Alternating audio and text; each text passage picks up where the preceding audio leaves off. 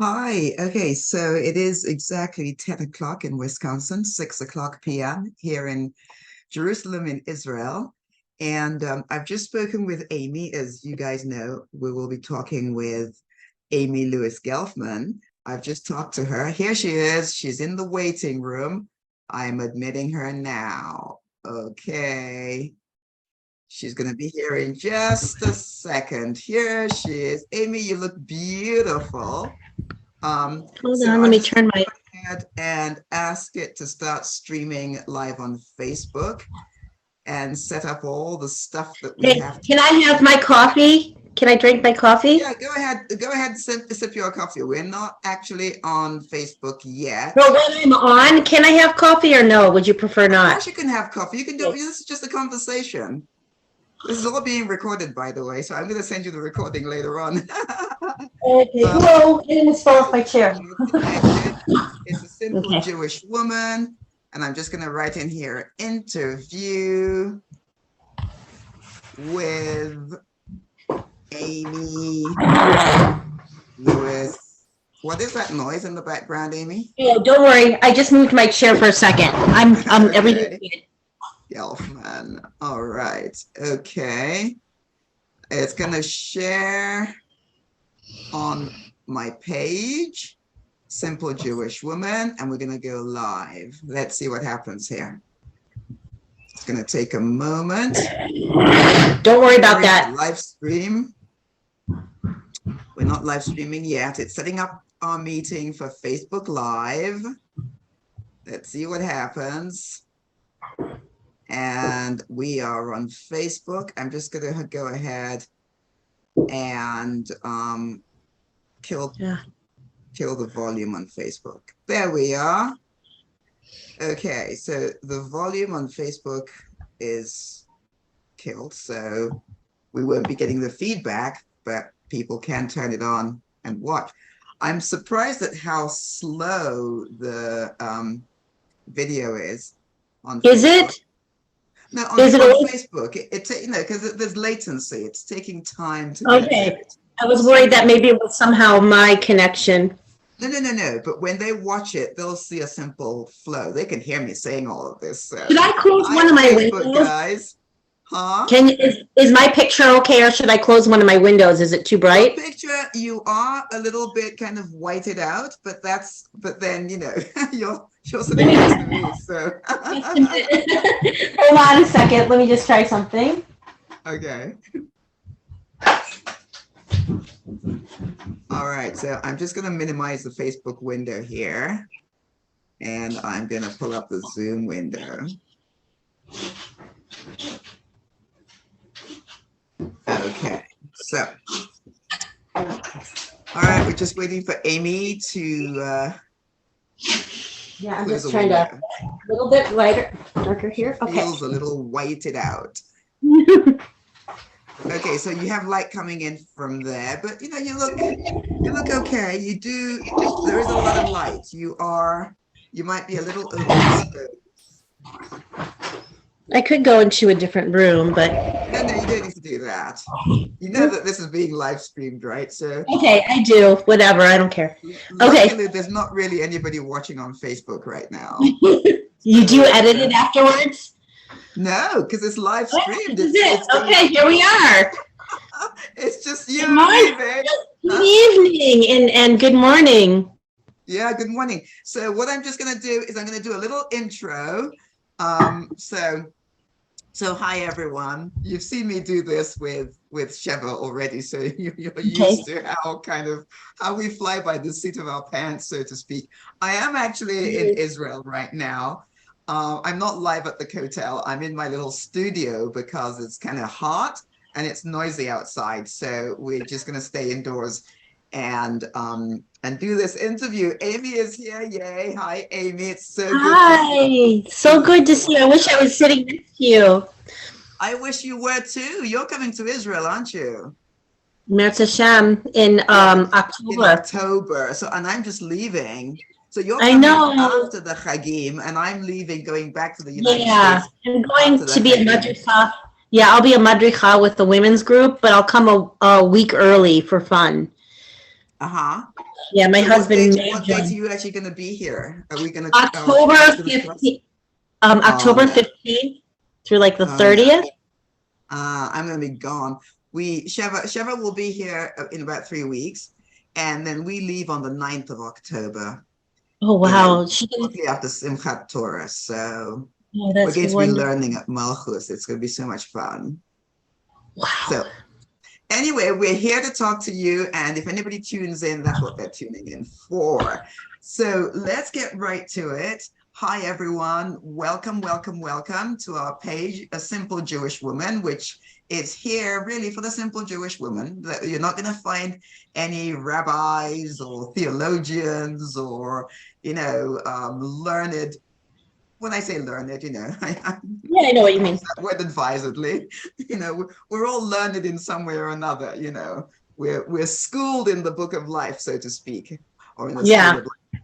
So, anywho, Amy's here. Let's hear from Amy.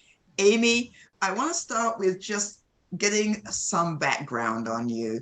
Tell us a little bit about how you became observant, what your life was like before, how your life is now, and how simple or how difficult it is for you to stay on the observant path. Tell us all about you. It's all about Yiddishkeit. So you go, your turn. Okay, Shoshana, thank you so much for having me on the Simple Jewish Woman channel here. I grew up in a smaller town. It's called Peoria, Illinois. It's like central Illinois. And while there was like I think, most of my friends were first generation American from all over, but there were only like a handful of Jewish families. We did have two synagogues. One was like the conservadox one was Reform. And we went to the Reform synagogue. And I always, like, it was my kind of happy place to be there. I felt connected. Because I did feel a little bit like an outsider in like grade school and high school. I felt like, okay, I just didn't feel like I completely fit in. And, part of that could just be personality as well. But one very transformative thing that happened when I was about 8 or 9 years old. My mother is a social worker, and she was studying then to get her master's degree, and she befriended a woman. Her name was Manya Candle. And Manya Candle was a survivor of the Holocaust. She was not in the camps. She was able to escape to Italy at the time. She was a remarkable woman who, I believe she grew up in Poland, but she always said she was from Austria because I believe that's where she studied. She studied with Sigmund Freud and Erich Fromm. Wow. Yeah. And I believe she came from a Hasidic family because I read a memoir that somehow I found, someone sent me. It was never published, but it sounded like she had a really beautiful upbringing in the Hasidic world. So somehow she and I connected. She was in her 80s when I met her. I was like 8 or 9. She did not have any family. She never married, but she was the oldest living social worker in the United States and Canada at the time. And she was my mother's mentor. At the time, she got a big letter from President Ronald Reagan, that congratulated her. I remember that.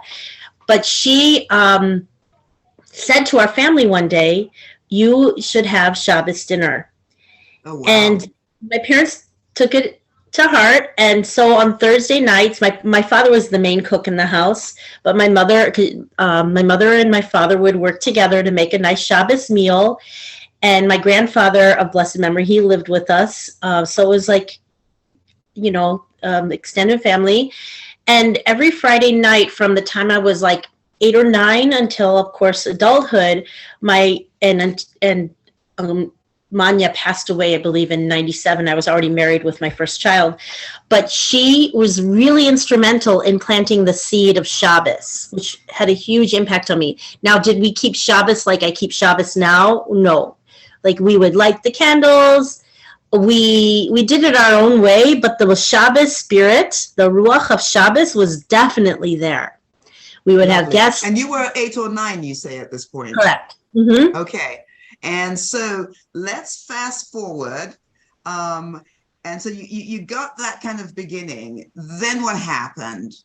So then, of course, it was all through my childhood, all through my high school years. I stayed home a lot on Fridays, even though my parents, it was fine if I went out. But I just loved falling asleep to them chatting at the Shabbos table. It was just such a warm feeling.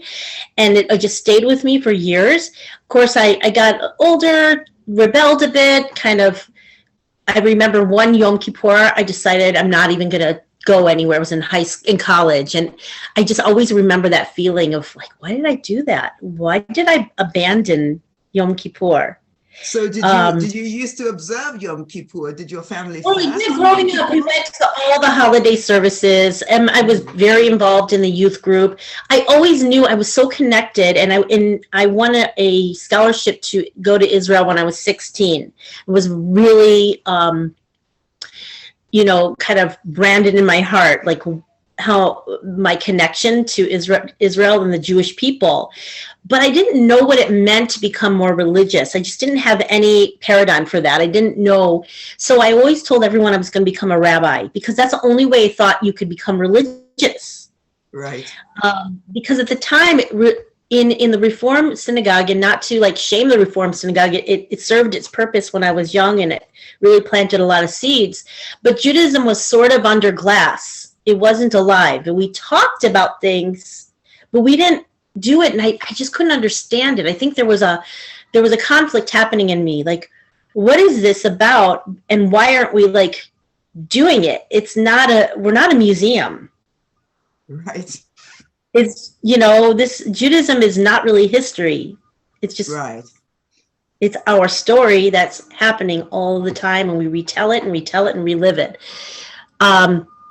So I, of course, was dating someone who wasn't Jewish at the time. And I, when you're young and in love, you're like, forget it all. I can be ecumenical and just love everyone and love everything, which I still feel the love for greater humanity. But I belong in this tribe, and I knew it in my heart and my soul that this is who I am, but I didn't know exactly how to get there. And there was also a fear of separating myself from family. Like, let's say, what if I started keeping kosher? What if I started doing this? How is my family who isn't on that, who didn't feel connected in that way? So let me just ask you, sorry to interrupt you, but let me just ask you, you said if you started keeping kosher, so you started having these thoughts about how to observe Jewish law. So how did you know about keeping kosher? Was that just something that was mentioned, or how did you find out about that? As I got old, so I'll back up. I knew there was something more. Clearly I knew that. And when I went to Israel, when I was 16, I felt deeply connected. And, you would hear things along the way. My sister got involved with a family. She was their nanny, and they were more observant. So I got to know a little more through them. And then when I moved to Minneapolis back in 1990, my sister was living there. I needed a change of scenery. I was 20 at the time. I moved to Minneapolis, and my sister got connected with the religious community in St. Louis Park. And she introduced me to some families there. And there was one family who I'm still very close to, the Kutofs. They really kind of built that community, their whole family. I started learning with Adina Kutof years ago, but I still wasn't ready to take any kind of leap for fear of separating myself from family. My sisters... Were your parents kind of adamantly against religion? Interesting. I don't recall even discussing it, but I had in my heart, I felt like somehow it was going to cause some rifts. And then when I met my bashert, I met my husband, we both knew that it's we wanted to grow in this way. And we also, he came from a very similar background as myself. Prior to getting married, we both studied with the Kutofs Taharat Mishpacha. So that is to say all those things in English. Yeah, I mean, I The understand laws. even when you said you're beshert, for people who Oh, may okay. not No, know that, it's like the one that you're destined to be with, your soulmate. Isn't that correct? correct. You're meant to Okay. be person. So I Okay. knew that, and I And now did when you talk pray. about Taharat Mishpacha, I'll those are the explain laws of that. family purity. So tell us a little bit about that. Okay, well, about a week before I met my husband, I wrote a letter to God. So I was always connected to the divine. My parents raised me that way. My mother always, I mean, I was raised with the belief that there is a God. So that's a good start. Because basically Judaism is about our relationship with the divine, period. I'm glad you said that because we're going to be talking about the 13 principles of faith in a minute, but I'm glad you mentioned Yeah. that. Yeah. So And carry really, on. that's the jumping off point for me. I always knew there was a higher power. I remember talking to God as a little girl. Just my mother always says that she saw it in me as a young girl, my connection. But about a week before I met my husband, I wrote a letter to God. I had toyed with the idea of keeping kosher and Shabbos prior to meeting him. I tried, but I wasn't really as connected. I don't think I had the right guidance then. I was doing it maybe for the wrong reasons. But I wrote a letter to God saying, this is what I want in a husband. I want someone who can grow with me Jewishly. I didn't know really what that meant. But a week later, I met my husband. We got engaged 3 months later, something like that, 5 months later.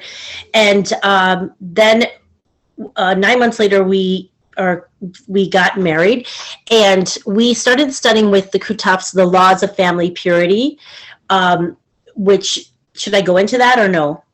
We A don't little have to bit? go into it, but you could just mention very briefly how it changed you. Like, was it difficult? Was it easy for you to take on those ideas for yourself? So tell us a little bit about what that is and, Okay. how it worked in your life. So having decided to do that during our marriage, follow these laws, which means a man and a woman can't touch during the woman's menstrual cycle. And it's about a period of 2 weeks. So there's the period of bleeding, and then there's a period of about 5 days to make sure she's clean. It has nothing to do with me being like dirty or anything. It's simply, it's a spiritual practice. And it was very powerful. Like when you don't touch each other for 2 weeks, and there are other, there's minutia in that. There's a lot of other details, but you have to communicate in other ways. It's a brilliant way to be in a marriage, especially when you're younger, where the physicality is so important. When you learn that I'm more than my body, he's more than his body, and we have a connection that's beyond that. And when you can nurture that connection, That's beautiful. during that time. I just love the way you're expressing that. Thank you. When you can do that, when you know, like, you're going through a hard day and your go-to is a hug, and you look at each other and you're like, we can't because I have my period right now. And it's a very private thing. You don't go around telling the world this, but you know it between yourselves, and you're like, okay, you sit down together and you look into each other's eyes and you deal with each other in a whole new way, a whole new level of experiencing that love. And it's very powerful. And the most powerful thing is when you can finally touch each other after you are, I won't go into the whole process, but the end of those Tell us approximately. about the mikveh first of all, because you have to go to the mikveh before you can touch each other again.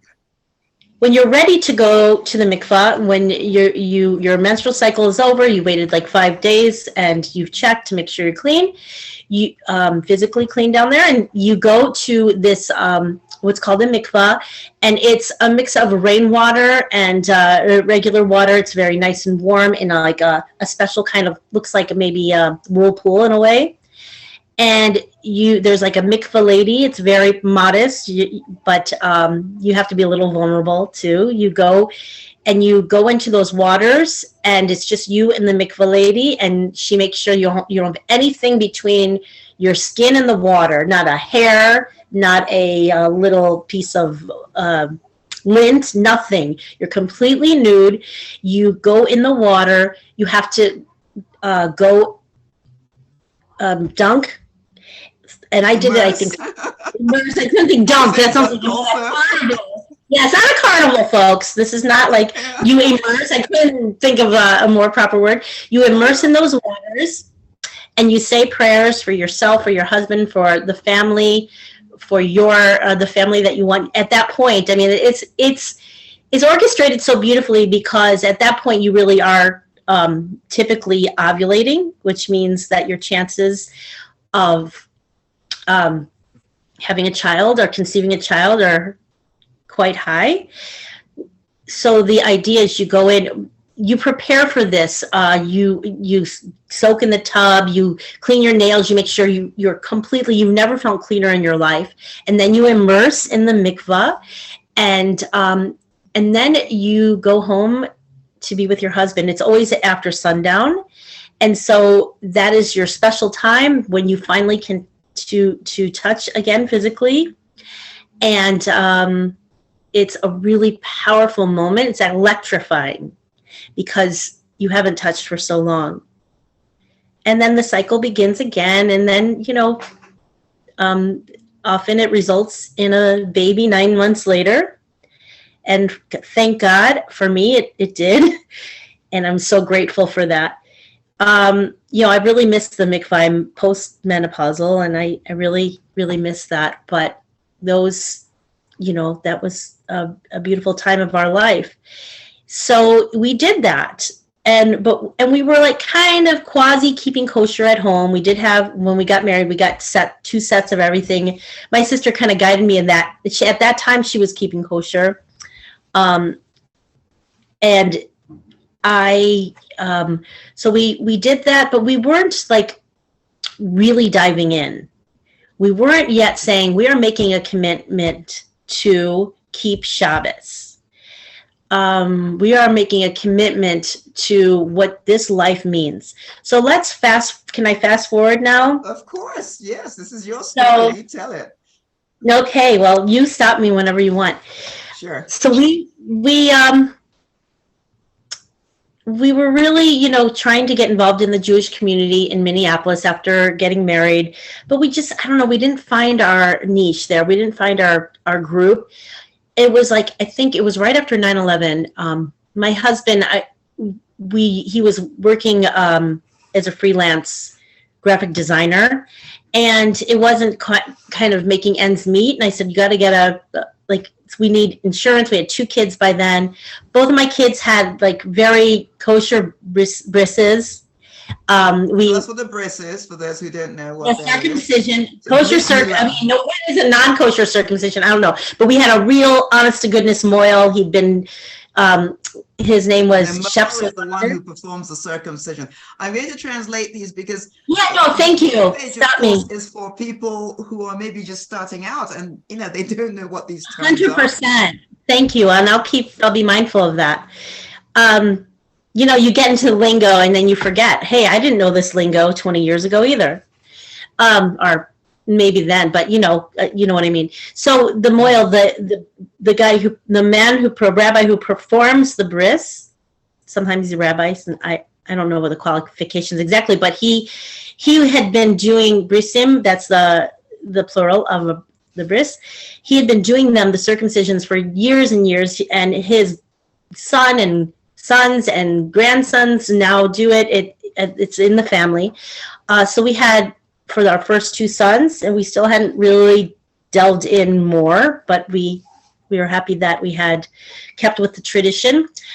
In 2001, we moved to kind of a remote place for us. It was Grand Forks, North Dakota. There weren't many Jews, and we lived there for three years when my husband needed a job that had benefits and everything. We moved there, but it was really like, oh gosh, we're here, we can't raise. We had our 3rd son there. This is not a place to raise a Jewish family. We decided to move to Milwaukee, where we've been for the last 19 years. That's when it really took off. That's when we met. Really, it was through Chabad.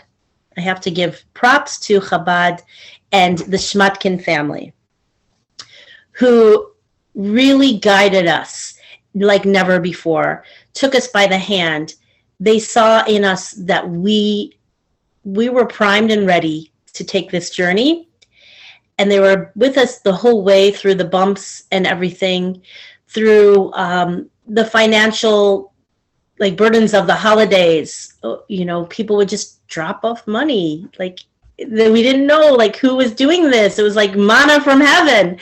It really allowed us to have proper daters and things like that. We're grateful. That's why in a couple of years I want to. I say in 2 years, I want to have millions in my bank so that I can make sure my family's well taken care of and we can give as much tzedakah as possible. Tzedakah is man. So that was Let me just interrupt you for a second, Amy, because there are a few things that really jumped out of me during your story. And I'm so glad you told the story the way you told it, because as you were talking, you know, you talked about, first of all, keeping Shabbat in the family, then going to Israel, getting married, and then you start to talk about the laws of family purity. And as you're talking about these things, before you get to the Brit Milah, the circumcision, as you're talking about these things, I thought, oh my gosh, if anyone picks up the Torah and they read the Torah, these are practices that were handed down from Hashem himself through Moshe Rabbeinu. How many, 4,000 years ago nearly, and we're still doing it exactly the same way. And that is an incredible. I don't even know what to say. It is an unbreakable chain. Yeah. And it's truly, it is really, I don't really have the proper words to describe that feeling of being a part of something that has, you know, people are always talking about progress. We need to make progress. I can understand progress in technology and this and that, but when you have something so perfect like the Torah, like, come on. Like, exactly. Yeah. So, backtracking a bit, when my husband and I first got married, you know, the cool thing about like in our marriage, whenever we've been given some lemons, we really do try to make lemonade. My husband was fired from a job, his first real professional job. And it's kind of funny why he's a graphic designer. He was doing, I don't want to throw him under the bus because to me it's a great story. He was doing something for Wilson's Leather, and he did advertising for them, and he spelled briefcase wrong, and he got fired. So anyhow, we looked at each other and we're like, okay, well, like, let's go to Israel. Let's make Aliyah. Let's just do it. So we went to Israel. We were only there for 3 months. I won't go into why we returned, but you know, it's all in Hashem's plan. Oh, God willing, we'll all be in Israel, coming with Mashiach, and I hope that happens today. But when we just found the easiest route to go there was through a kibbutz. We stayed on a kibbutz. It was a very secular kibbutz, secular like to the max. On Rosh Hashanah, one of the holiest days of the year, the new year, they had a disco, and we knew that wasn't. We were like, okay, we've landed here. They've been so welcoming to us, but if we want to grow in our Yiddishkeit, this is probably not where we need to be. Again, we were still young. We didn't know. So we returned to our nest in Minneapolis at that time.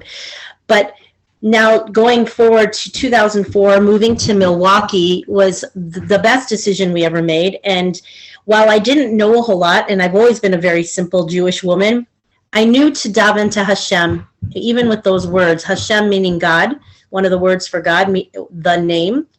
I remember crying in a parking lot in Grand Forks, asking Hashem, please direct us. Where should we go now? This is not a place to raise a Jewish family. We had 3 little sons at the time.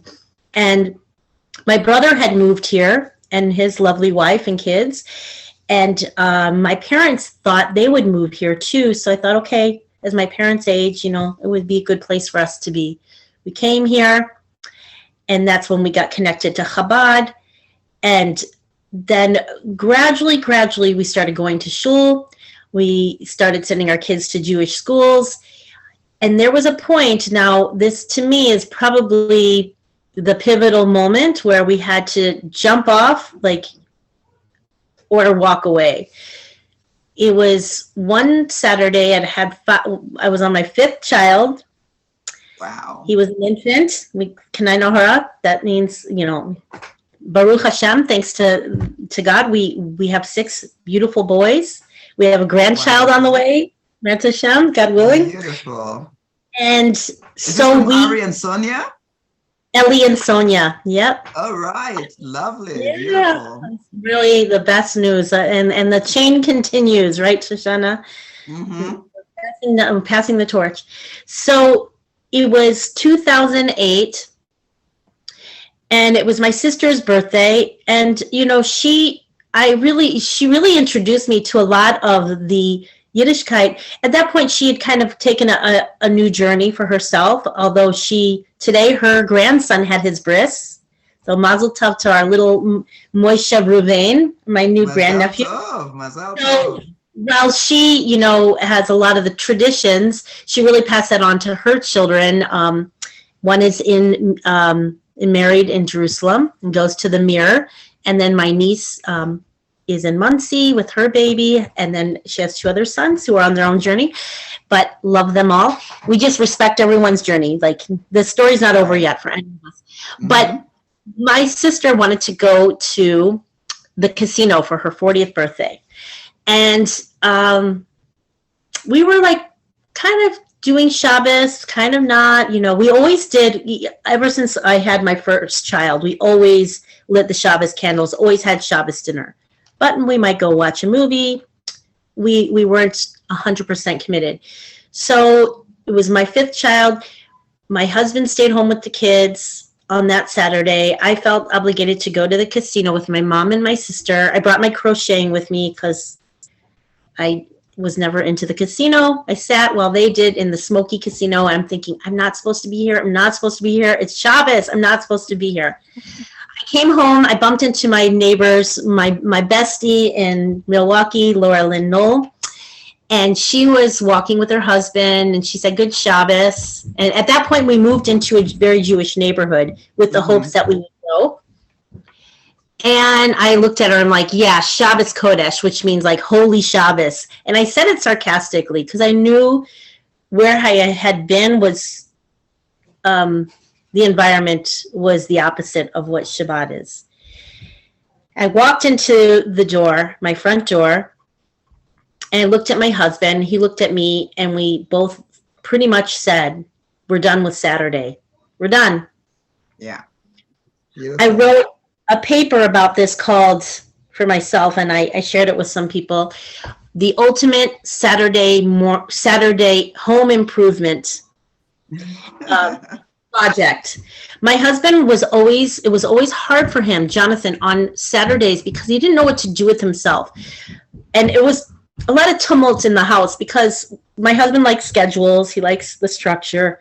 And Saturdays would come and we would be just, no one knew what to do with themselves.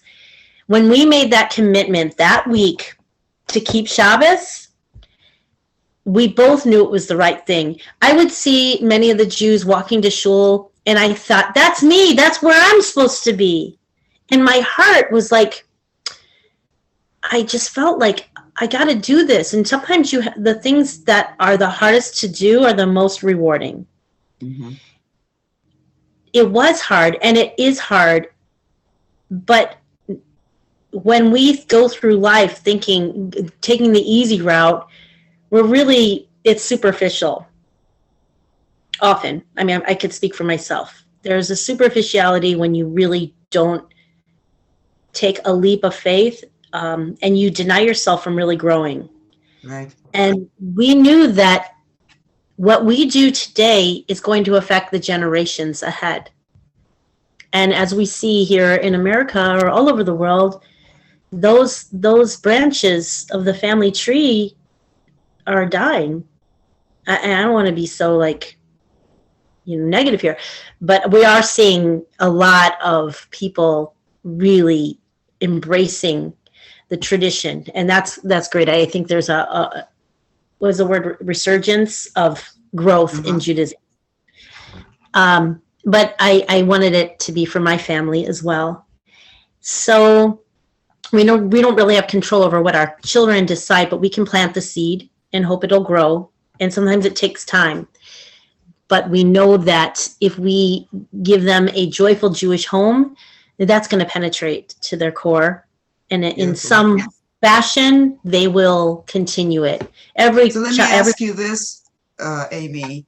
Mhm. So having gone from not really being observant, observing as it suited you rather than as we are Mhm. asked to observe by Hashem.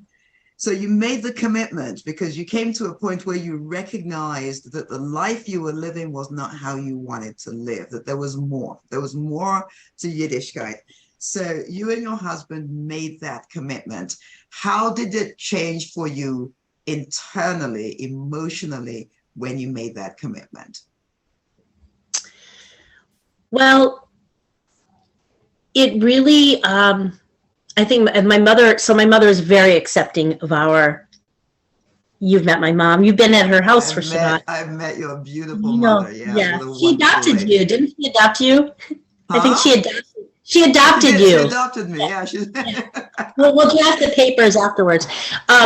So my mother, she doesn't keep Shabbat. She loves it. She loves the spirit of it. And she's got all kinds of kosher pots and pans at her house. My father of blessed memory, he passed in 2014. It was harder for him because he loved to feed us. One regret I do have is that I didn't find a way back then to let him do that. I'm going to steer you back to the question. Okay. Sorry. Okay, I'm going to go back. Emotionally. Okay, sorry about that. It helped me align myself to my neshama, my soul. What I'm doing on the outside is not always, but it's the goal to align with my purpose, my neshama, and my soul's purpose. When you are in sync with that, when you have a higher purpose, a higher power, you feel you can kind of lay down that burden of life and knowing that you're a guidebook, the Torah. You've got people who are in our community who are well versed in it, who can give you advice on every facet of life through the eyes of the Torah. So it's helped me just see life through the eyes of a Jew, of a Torah living Jew. Now, I, just like anyone else, we struggle. Life throws you curveballs, but you have this amazing treasure box of wisdom that you can delve into because it's what the Torah is supposed to be. I think Hashem, God knew that life is it's not easy. But here is like our loving father, mother, however you want to put it, who says, like, I've got you, I've got your back, and I'm going to guide you. So don't worry. Like, it's all good. Even when it's difficult, like everything about Judaism says that everything is good, even though we can't always see it that way. That brings me tremendous comfort to know that even the hard times are going to pass and they're going to strengthen us. So beautiful. So let me ask you another question, and this is gorgeous. I mean, I think you've expressed yourself incredibly well. So the other question I have is, when I look at you, you've got the tichel on, you're Shabbat observant, you keep kosher, you are the quintessential observant Jewish woman. You have 6 kids, and they're gorgeous kids. 6 boys. You have nearly a minyan. So let me ask you, how difficult have you? Because some of the comments I hear is, "Oh my gosh, it's so restrictive, and women don't have any power, and they're so oppressed." Tell me how your experience of living an observant life has been. Okay. Can I tell a little story of something I heard that? Sure, of course. Yeah. So I can't remember who was telling me this. Maybe I read it in a book. It was a Jewish woman talking to a group of women she was a rebbitzin, a rabbi's wife, very learned. She was talking to a group of women about what you're speaking about. And the women were like, it would be so oppressive to be religious. I couldn't wear the clothes I want. I'd have to always wear dark, drabby clothes. And here's the Rebbitzin in a floral, fun outfit with fun earrings on. And she's like, really? Like, it's so funny. People need to open up their eyes. It's liberating. We I are. love that word. It's liberating. So it's the exact opposite of, it is the kosher. opposite. Yeah. No, it's so funny because you look at the people who are often saying this are people who are so afraid to reveal who they truly are that it's about the official, like the superficial. And when you cover your hair and you dress modestly, and honestly, I do have a hard time with modest dress. I have a hard time with things up to here. We all have a room to grow. And I don't see myself as the quintessential. I wish I could. One of my goals is to learn to daven, to pray more regularly and bring that more into our life. So we all have avenues. But in terms of liberating, I want to just speak about that. When we have, my husband calls it the sandbox theory. He kind of made this up. Here's a sandbox. Here are the boundaries. Have fun. Make a beautiful sandcastle. Do what you want. But boundaries, when you have no boundaries, it's kind of like, for me, I'm an artist. I paint. It's like mixing all the colors together and hoping that you're going to have a beautiful purple or gorgeous turquoise. When you mix everything together, it's like kind of gray and dull. When you have lovely analogy, I love that. You have different colors, and you can put those colors together and create beautiful pictures with those colors, but you keep the crimson, you keep, the turquoise, a beautiful turquoise, or you can kind of lighten the shade, whatever it is. But there are certain rules to that. When my son Ellie, when he was studying at Mayanot, he was sharing with my husband, and I'll never forget this over the phone. He was sharing like how powerful it is to have those rules. He said, "Dad, let's play a game." And my husband's like, "Sure, I'm game. What do you want to do?" And Ellie said, "Okay, it's your turn." And my husband's like, "Well, I don't know. What are the rules? What it's about?" No, just play. Just play the game, Dad. He's like, "Well, I don't know any of the rules, the guidelines." And that's Torah. Like, okay, let's play this game. But there are some rules, and those rules are meant to help us, just like a child. Think of it, if you're not religious, if you have a child, you do want that child to get up in the morning, brush their teeth, do this, do that, because in the long term, if they brush their teeth, I'm first to say I was never the best at getting my kids to do that on time, but I do know the benefits of that. After a dentist bill, I do know the benefits. When you have those guidelines, even in your family, in a non-religious family or any family, you know that that's going to set them up for some kind of success. Now, my husband and I are, both of us, a little bit flighty people. Judaism has grounded us. If we did not have this, we might be, in a trailer somewhere, like, not that that's a bad thing, but we might, sometimes we think, hey, maybe we should get a trailer and just travel around. But it did anchor us. And having an anchor is not a bad thing. It's a wonderful thing. It is liberating to know that you have roots. If trees did not have roots, they would, who knows what it would be. Our whole ecosystem would be up in arms. Roots. My parents used to call themselves roots and wings. My father was the roots, my mother was the wings. We need those roots and wings in order to thrive in this world, and the Torah and Hashem gives us those. Is it easy to navigate? No, it's not all the time. It's hard, it's a struggle, but it is also a joyful struggle, because you say, let me ask you this, Amy. Yeah.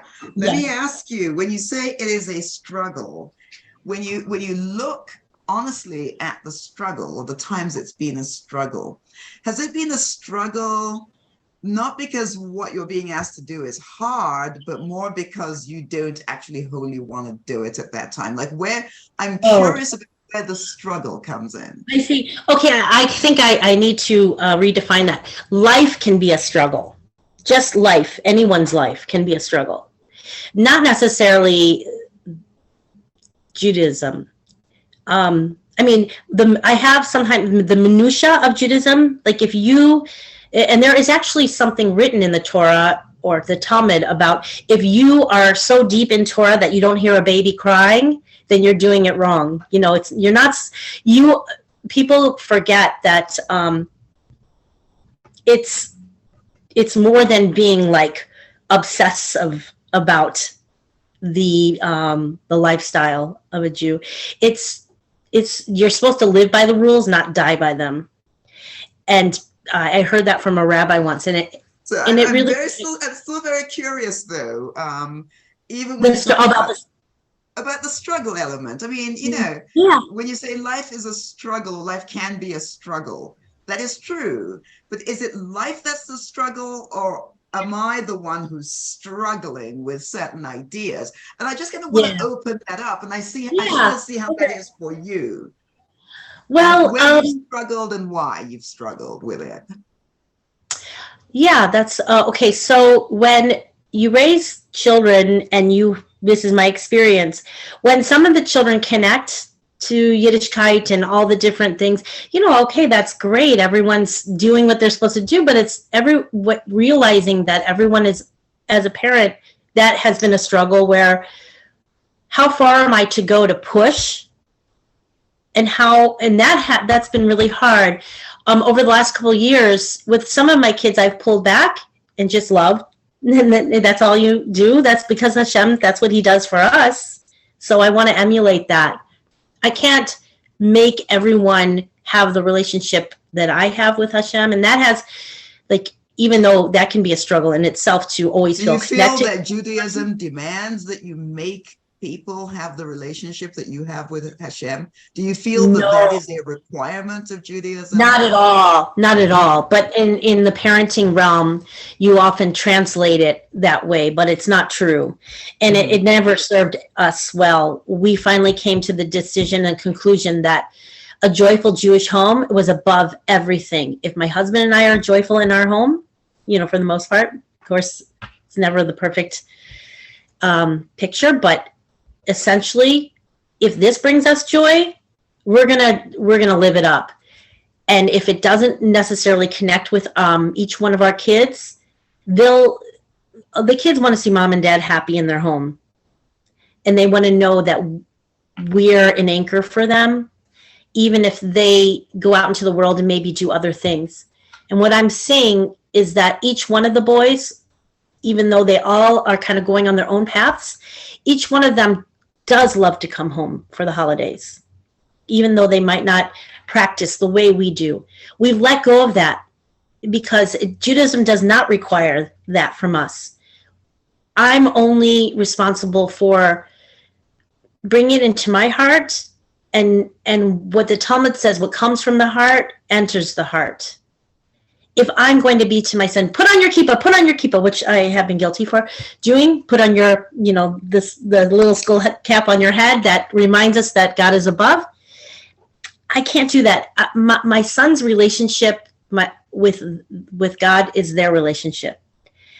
I can only be an example. I can only grow and show them how much strength it brings me, because we are our own island at the end of the day. We are our own person.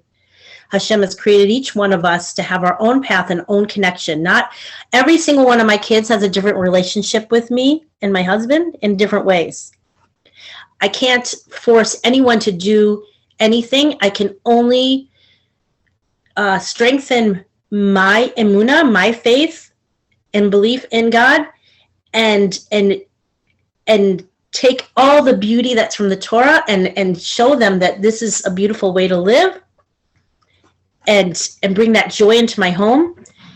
And then, God willing, that it's planting that seed. And that seed might take a longer time to grow than others, but it's okay. Our job is to love our children, just to love them. They are individuals. And if I'm here to just force them to see things through my eyes, I've not done my job. And I've been guilty of that. My husband has too. But we're all a work in progress. I think one of the misnomers of becoming religious is that you should be like a holy roller at all times. It's not true. It's a guidebook to help us. It's not. It doesn't mean that you're perfect all the time. I hear people like sometimes get down on rabbis in the community. Oh, that rabbi, he thinks he's this or that. I'm like, you know what? They're people. Yes, they are representatives. They're emissaries, and they're human as well. We expect a lot out of the leaders in the community, but they are also growing too. But more important, in our home, I have to always keep it in mind that I have to tend my own garden before I tend someone else's. You put your own mask on first before you help Exactly. your fellow passenger. Well, this is the whole thing. It is an individual process. It's incumbent upon me personally to live the way that Hashem wants me to live. I am not here to make anybody else do it. I just have to let my light shine. Yeah, when you're saying that, Shoshana, and you're such a beautiful example of that, I really look up to you in so many ways. Primarily I love you so much. I love you too. For your real dedication, and also it's not you tended your garden, but you're almost a gardener as well to help other people tend theirs in that way, like, because when people want that, they look for someone who helps them grow, and you're that kind of person to me. And that's so are you. I mean, and that's what we're doing right now. We're just putting it out there. I mean, gosh, Amy, I can't even begin to count the number of ways that you have helped me, and how reliant I've been on you, just in seeing. I mean, just you're such an example of how simple it is, really, to live a Jewish life and to live it joyously and just be there for others. And that's with the challenges of having 6 kids. I don't have any. I don't have to deal with 9, 10. Everyone's got their bag to deal with. Right. When you were talking, I had this vision of like, you get something from IKEA and it comes with the instructions. What if you said, forget those instructions, I'm going to put this thing together? It might look okay. It might fall apart next week. We do need some instructions. I think people are really, in this world, they feel like they can do everything on their own. And we're seeing that fall apart. And to surrender a little bit to a higher power has been, for me, tremendously liberating, because it says, like, I don't have to carry this load all the time. When I'm feeling like loaded, I often will, write into the Rebbe and you can explain that later if you want. This is but the seventh Lubavitcher Rebbe. And it's kind of a conduit to Hashem, like this righteous person, and he has passed. But we still write letters to him and kind of pour our heart out as we hope that he has a very strong connection to the divine. We do too, but he is like a conduit.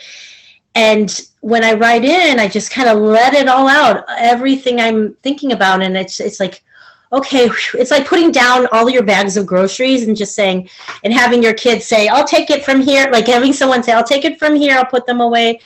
We do rely on one another, but when you rely on, like it's like a baby relying on his or her parent, you know that things are going to be covered. You know that gives you a level of comfort that's unparalleled. There was something I wanted to say. Oh, something I heard, and I always love this. It really resonated with me about Judaism. It's never, I don't think anywhere in the Torah does it say it's a religion. Religion's kind of a bad word these days. It's not a religion. It's a relationship. And I really loved that, because I never identified with, like, I think we think of people who are like these big holy rollers, you know, Bible bangers and everything like that. That's not a Jewish concept. It's really a relationship. It's a history. It's a people. It's very hard to describe exactly what it is, but I've always known it was my home. Ever since I was a little girl, I did not know how to expand it until I really moved to Milwaukee and found the support to, this is not being sponsored by Chabad, but I'm telling you, Chabad has had a great impact on our life. I don't know where we would be without Chabad. Yes. So I'm tremendously grateful for this life, and this life, like when we talked about the struggle, what I wanted to go back to that, because what I meant by that is that, like, things are hard sometimes. Life is hard. Money, raising children, and just knowing that, like, am I doing it right? Jobs, relationships with family members can be difficult. Friends, life is just, it's not perfect. But when you have something that really covers all the bases of all the important things in life and everything in between, and you can be enriched by that and take from that and enrich your own life, I can't really think of anything. I can't think of a better sidekick for me in this life. I can't think of the better word. I just can't. I think it's, I think you've expressed it beautifully. And as usual, this happened with Sheva also. I'm going to have to ask you to come back and talk to me again, because I really do want to go into the 13 principles of faith with you and just see how that works in your life and what they mean to you, etc. And we didn't really, I mean, we covered everything, but I kind of There's one thing that we didn't cover that's important to me. And that's community. This community. Well, we covered that because you talked about moving. That's true, but I'm saying the greater community is family. It's all there is. Absolutely. Because when you keep Shabbat, and I really didn't talk as much as I wanted about Shabbat. It's the highlight of my week. Absolute highlight. Well, so let's do this. You'll get a chance to talk about everything, because we have all the time in the universe. There's really no end to this. It's a growth process, but we have been together for nearly an hour yet. And I like to, I like to keep people are going to be sleeping by now. Mark. Thank you for having me, Shoshana. Oh my gosh, I am so grateful to have you. I want to have you again because I want to talk to you more. And I am going to write down specific questions, and I'm going to share screens, and we're going to talk about all kinds of stuff. So you are going to be one of my returnees, if that's okay with you. Absolutely. I love you so much. And just thank you for being with us. Okay. And my pleasure. After this, actually, if you stay on, I will stop recording, and then we can decide when we're going to meet again, because I for sure want to talk to you again. This is a fascinating conversation for me, and I have so many questions to ask you. And I know that, the people who are watching will also have a lot of questions. And of course, this is going to live on in perpetuity on YouTube and Facebook. So we're going to get more people. Yeah, I think we should do a whole thing about the Sabbath, because that is the whole thing about the highlight of my life and my family. We for sure are going to do that, and I will hold you to it, and we can talk about it the next time we meet. So for now, though, it's 6:58 over here, and I am still going to go to the hotel. You go. Okay, give a peace and a prayer from the Gelfmans, and thank you for having me. Thank you so much for being here. Don't go away. I'm going to stop the recording. I'm going to go off Facebook, and then we're just going to talk a little bit, okay? Sounds good. So, folks, let me just let me pin myself over here so they can just see me for a moment. So, thank you so much, you guys who are watching.